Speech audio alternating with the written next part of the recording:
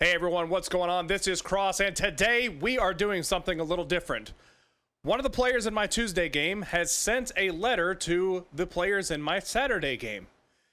They are currently in the same guild, and the report that is in this video is the update to the guild that they are all members of what has been happening with them. They have been missing for some time, so this report is very important.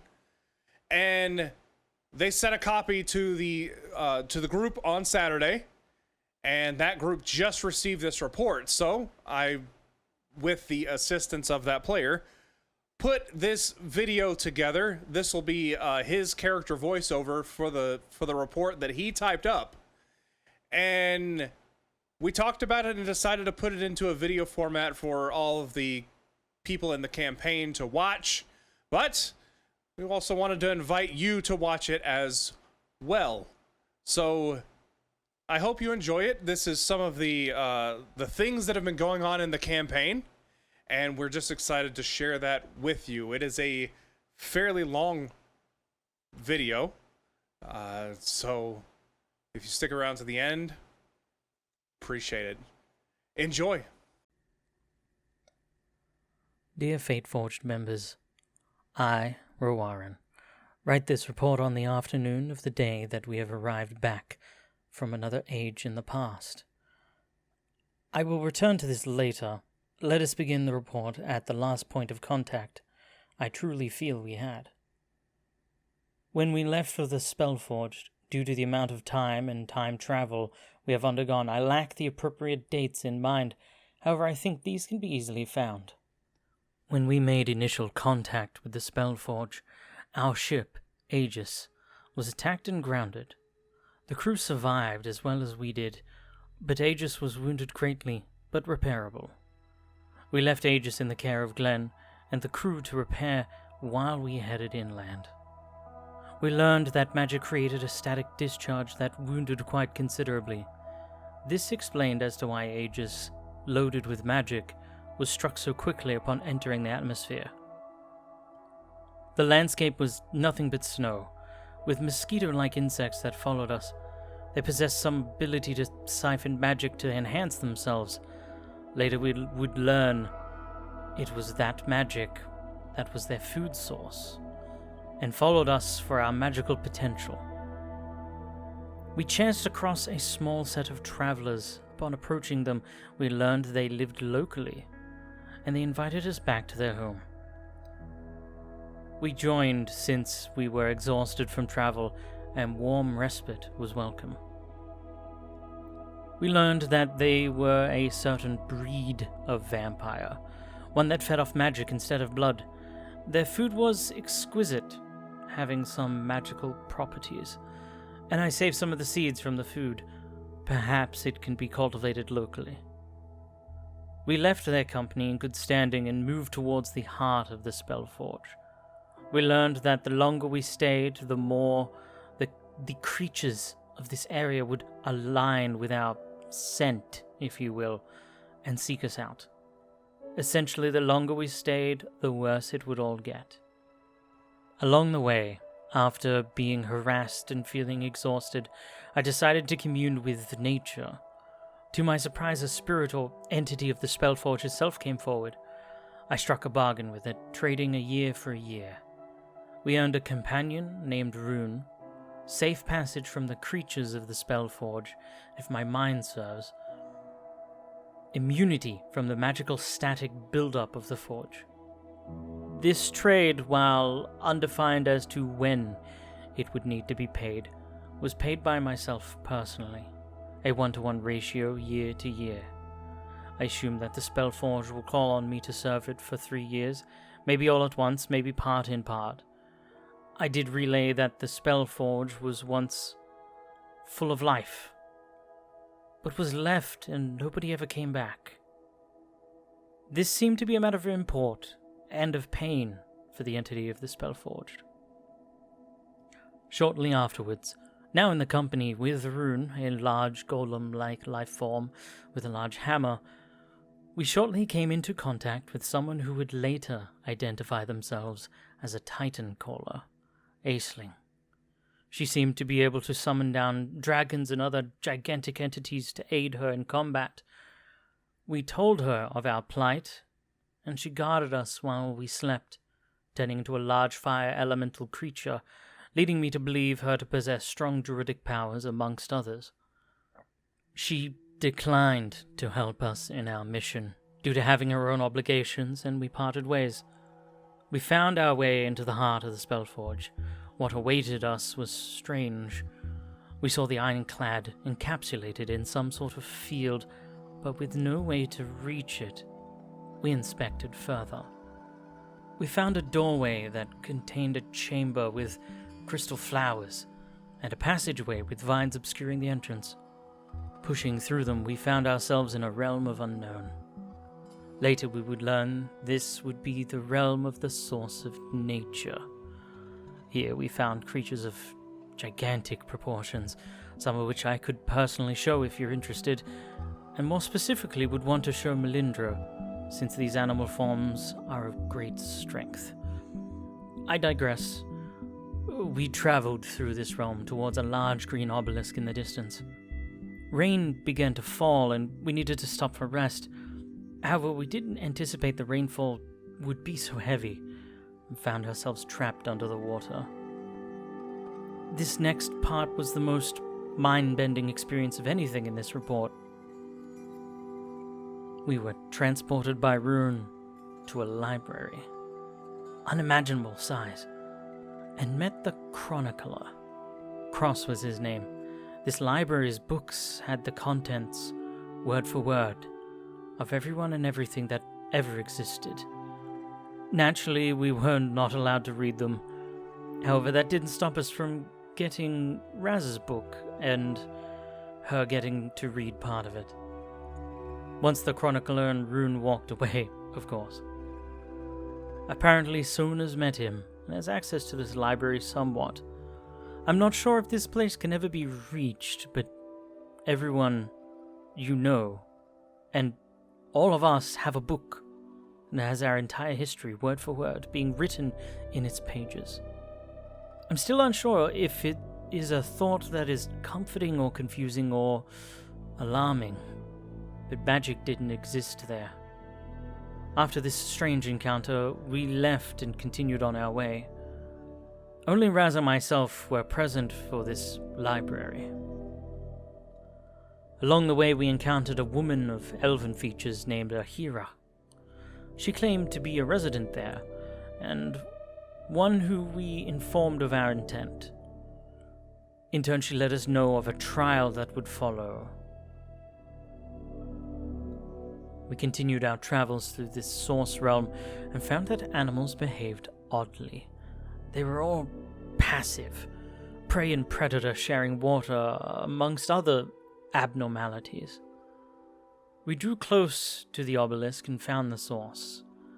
We agreed to a plan, one that I would be the one to take the source, and that we would swiftly make for the way we entered. Upon grasping the source, it absorbed into me and became one with my arm, covering it in bark. The world immediately spun out of control, mirroring its previous pattern of passive to what we would come to call the nightmare form of the source realms. We traveled well until we were forced to be grounded by a hero, who gave us quite a fight with the full intent of killing. The mountain itself even rose to throw boulders at us. Ultimately, we all survived with grievous injuries. It was at this point Aegis was repaired and was able to transport us aboard. Here we were able to have rest and meet with reinforcements from Zeriastre, Durnfall, and Illirin. They would both join us in our search for the remaining sources, and ultimately the repair of Ironclad and the Key to Heaven. Before setting out, a bird in the sky caught our attention, something strangely familiar about it. I decided to fly to greet it aboard. As it turns out, it was Aisling, heavily wounded. She attempted to fight a monstrous beast by herself known as a Tarask. She made it out alive, but I imagine the beast was also in rather rough shape. She stayed aboard the ship and would be transported on Aegis and allowed to rest. We found our way to the source of Arcane.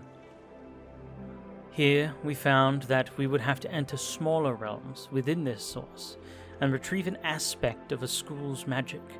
To disable these particular schools from a golem, we would have to fight in order to get the source of Arcane. We accomplished this task, and took out certain schools of magic we didn't want to encounter. This in turn also enhanced one of the other schools. We fought the golem well, but after taking it down, a new entity rose in its place alongside an ambush. This ambush involved a beholder. We swiftly dealt with the new golem entity and shattered it. However, the ambush proved to be our undoing. Serena fell twice to the beholder's ability to cause death with one of its eyes. However, Rune was able to revive her twice during this conflict.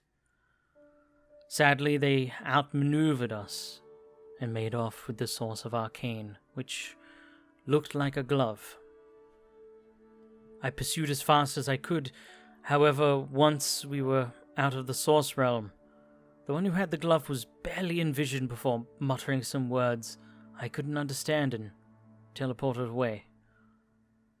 Ultimately, upon reflection, this could have been avoided by me personally if I had remembered a very specific spell. However, the chaos was a painful teacher of this lesson.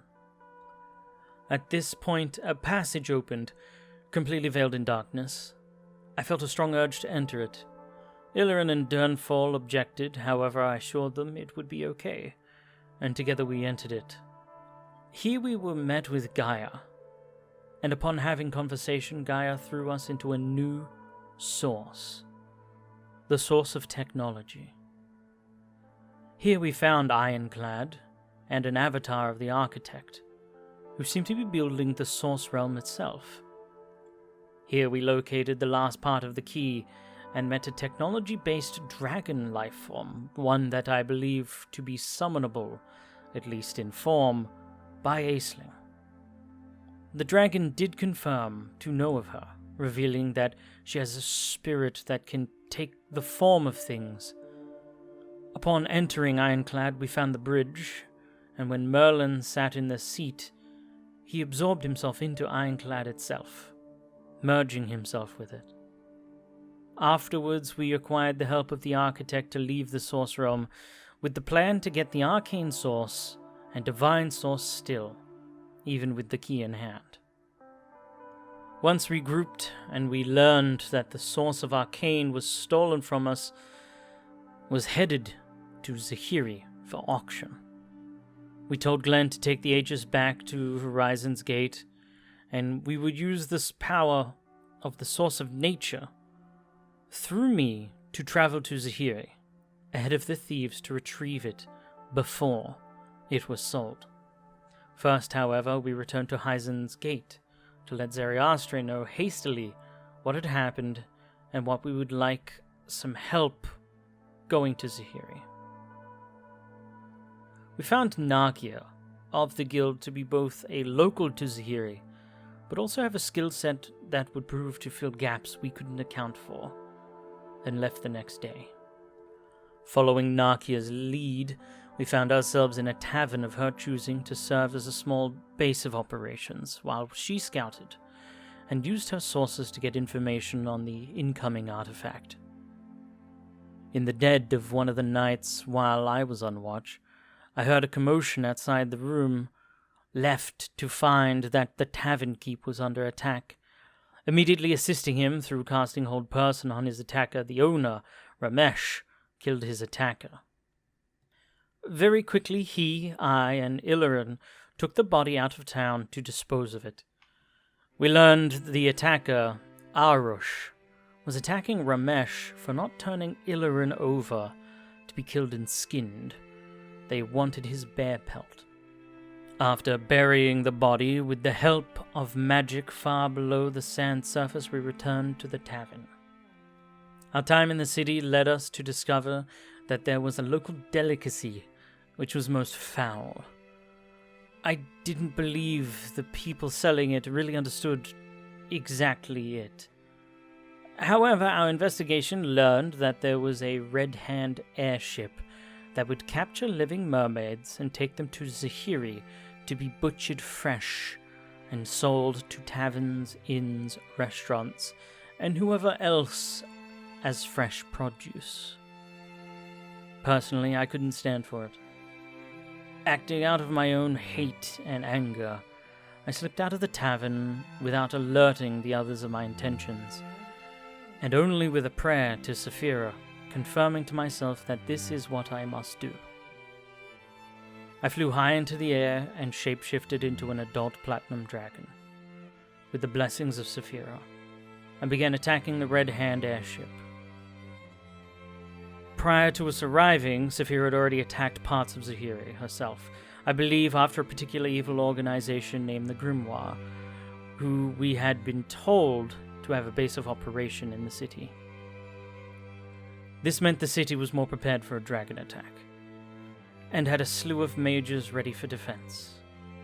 While I destroyed the ship, the mages did kill me. I learned that my body was devoured by the beasts waiting below. However, despite this, the same night Saphira met with the rest of the rovers in the tavern, and brought me back to the living as I was born, not as a human, but as an elf. A sort of rewards as I view it, but obviously a distressing evening for all involved.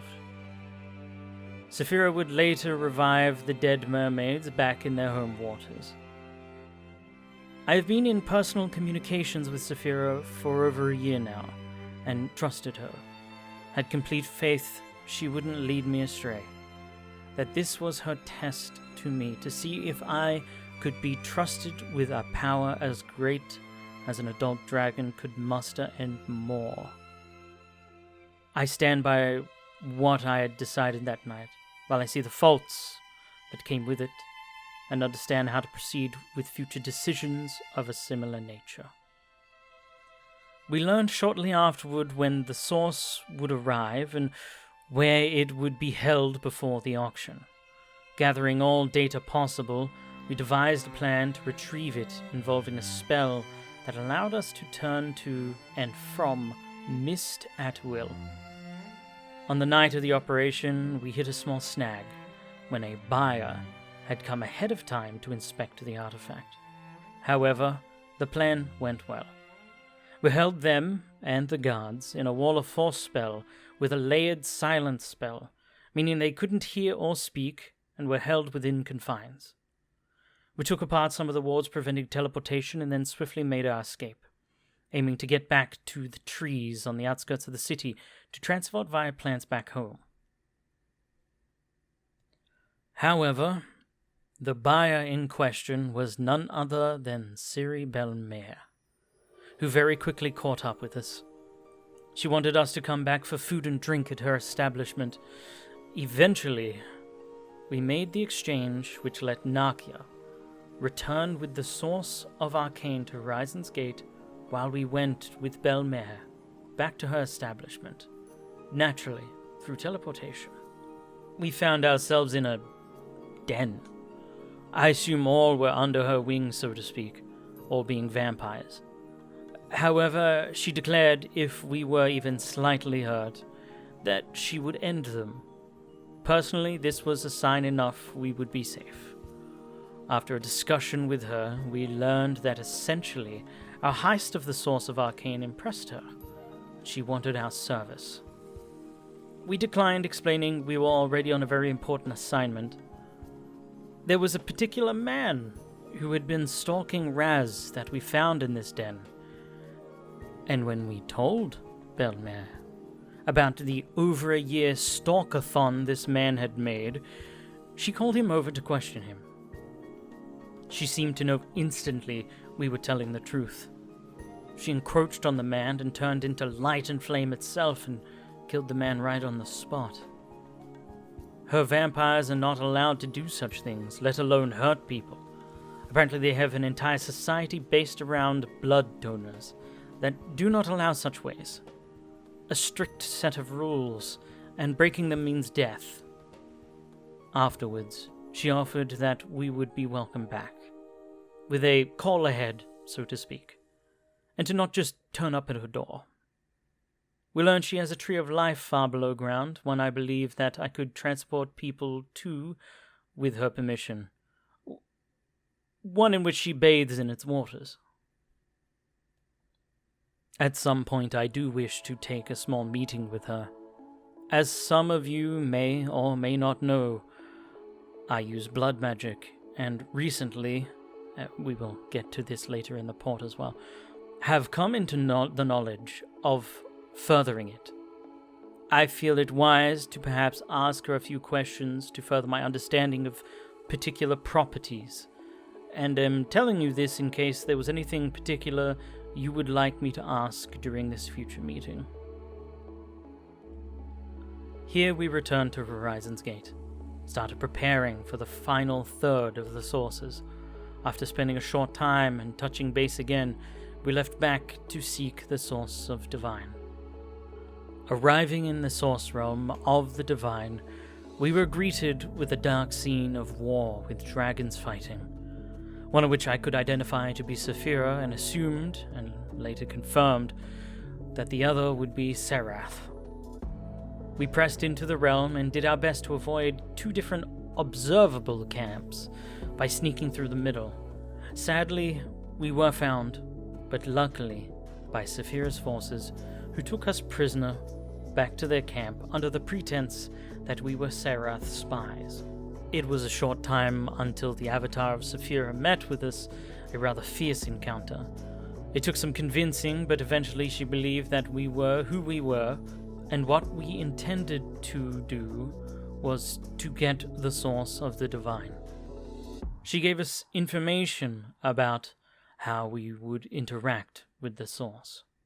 We reached the place where the source was being kept, and Sona met us there. However, she herself couldn't enter the area the source was kept. Upon entering, Durnfall was chosen as the best choice to seek the source of Divine. He invoked his deity Gaia and powered the artifact. It required 3 deities' names to effect. The first was to take power away from Leviathan. The second was to give extra power to Saphira. And the third was to make a god unable to resurrect. And we invoked his name. After we drank potions of warding to prevent the effects of his name. The source accepted them, and after this, the entire realm started swarming with darkness creatures. And we used plane shift to return to the source of technology. Upon our return to the source of technology, we gave the sources to Ironclad, repairing it 2/3 of the way. Merlin did want to say to Clara that he succeeded. While vague, it feels important. He explained that he needed to go into hiding at this point, and was able to leave wherever he needed to take himself, and the ship. Sono wanted for us to change plans slightly. She wanted us to use the source of Divine for her plans. She wanted to make an avatar of herself and travel in time. We agreed to this plan, and she needed us to help her. That we needed to travel back to when Nyx was alive, and she might have a way to destroy the darkness we all fight. Nyx, to be short, was the entity in which all things were created ages ago. Using the source of Divine, we sacrificed it to facilitate a time travel spell, and with the help of Sona, went as far back in time as we could. We arrived in an open field, and quickly came into contact with a small child who almost launched a catapult on their own village. He called himself the Architect, and even had a magical hammer. We all quickly came to accept that this child would become the architect we know today. He took us back to his village, and we met with their elders. We learned quickly we didn't get to go back far enough, but we needed to at least wait for Sona to recover. We learned that there was a temple about a few days' travel on foot away, dedicated to a goddess that was a daughter to Nyx, where we set out. Shortly we found we were being followed by the architect and took him with us on the journey. It's worth noting we learned that due to our magic source not existing in this time frame, our magic didn't return like we were used to. No rest would allow our powers to be refreshed, even wild-shape forms. Arriving at the temple, the priest there tried to ask their goddess questions to help us. In this time, you needed one of these chosen priests to communicate with the gods. However, one of our questions seemed to rub him the wrong way, and we left on bad terms. The nearby lake, we had learned, was created by the goddess Alia. We then tried our own communion, still needing answers. We partook in some modrum, something from Durnfall's homelands. To my understanding, it allows you to spiritually commune with whatever is around. In this case, we were thrown into a weird chamber with a pulsing red, green, and blue rock. We were floating. In the center was a large, clear seed. Working my way over to it, I touched it and found that this seed was a very young Gaia. Gaia said that I was the first to ever talk to it. Touching it allowed me to see the nerves of the entire world at that point, much like seeing the ley lines of our age. This pulsing rock was the source of everything before they were all splintered off. I felt a direct connection to it, like I had worn it. Through conversation, we found a way that Gaia could help us commune with one of the old gods, Palacia, another daughter of Nyx. She wasn't very happy to hear direct communication and sounded frighteningly similar to Tellura. Palacia wasn't any help, however. We left the strange experience with more questions than answers. Upon Durnfall's investigation of the lake, we found a light at the bottom of it and ventured out to inspect it. Diving down, we found an underwater complex. We soon came into contact with a spirit who vaguely asked us to return a stone to them. This complex was filled with deadly traps. Even being outside of the light produced by these stones would lead to severe injury. Solving some complex traps, we found a hidden stone, and an unseen entity lit it and made it glow like the others and carried it off. We managed to get ourselves back to the first chamber at this point.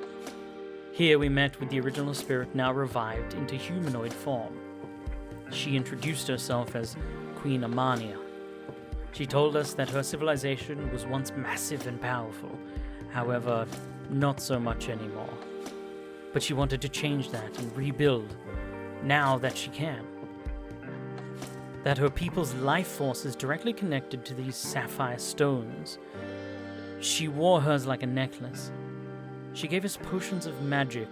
They have properties of allowing magical power to be restored, just like you'd get from resting, but through potions. She told us that we would be legends in her future culture. The names of the rovers were recorded, and that her civilization was known as the Court of Light, those who sought to defeat the darkness we fight today. That we should be able to find them in our time, the Court of Dawn, the Court of Light, Queen Amania. Hopefully one of these might ring a bell. We left her revival of her culture and decided to camp as it was night out. I, however, decided to pay a second visit several hours later. I had questions and propositions. Upon returning, I found that in a few short hours she had brought back hundreds of her people. I managed to get her to the side and have a private word. It turns out that this place was where the darkness started. This is where he comes from. He was before Amania. He roamed the world above at that very time. She spoke his name audibly. However, there was no madness that befell us. It would seem that their sapphires protect them from his influence. She said that Alia was going to take them all to a new place to prosper, but did not mention where, or if she knew where. After departing her company, I was guided back to the entrance by a young girl, Arista. She was the daughter of a suspicious man named Distra, and the older sister to Miliandre. Yes, Miliandre, exactly who you think. I saw her as a young child, one of 4 sisters. Arista wanted the Rovers to kill her father. She said that he mistreats them gravely. I didn't promise anything, and returned to our camp topside. After talking with everyone, we used magical means to talk to Arista again, and found she was locked away in a dark room, that apparently she was being punished, and that Miliandre had told her father that Arista wanted us to assassinate him. Distra had stood trial many times, and walked free of any of these charges. His influence among the people was known, even Amania knew of it, but did not seem to have a way of dealing with him well. Her people were all quite divided, truth be told, with a little energy left, and the night already quite old, we decided to sleep, come up with our decision later. We decided to head back to the village we learned is called Aprika. That we needed Sona's counsel given we learned where he came from, and of Miliandre. We arrived at the village days later, only to have Sona tell us that we needed to leave immediately. People began to gather towards her with an offering, claiming that she was the light. She explained to them she wasn't exactly who they thought she was, and using her power, pushed us forward in time. We found ourselves in a dark realm with chairs. We were quickly addressed by Palacia, who said we had trespassed and needed to be punished. Pushing the other gods that sat out of the picture, she demanded that we followed her into her realm for punishment. With little option, we followed. Once we arrived, it became clear that Sona and Palacia knew one another, and that Palacia basically gave up her sword, both figuratively and physically, casting it on the ground.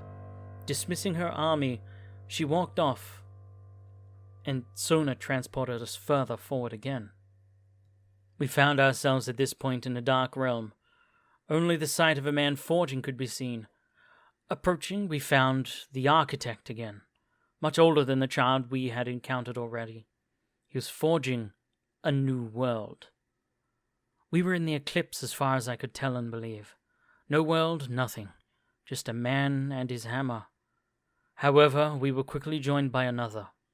Red-eyed, cat-like pupils, faint black veins, pointed goatee, long-ear elven man with a fine silk shirt, well-tailored pants, and unscuffed boots. He stared at Sona. It was him. Somehow, between worlds like us, he invoked his power. I was forced to run. I couldn't think of anything else. Not entirely sure what happened, but we couldn't fight him. Magic didn't exist, and he had powers beyond understanding. He struck Sona with his weapon, and slowly everyone turned to sand. The next thing I know, I have a face full of it. Serena transported us to this plane of existence that she gets whisked away to from time to time.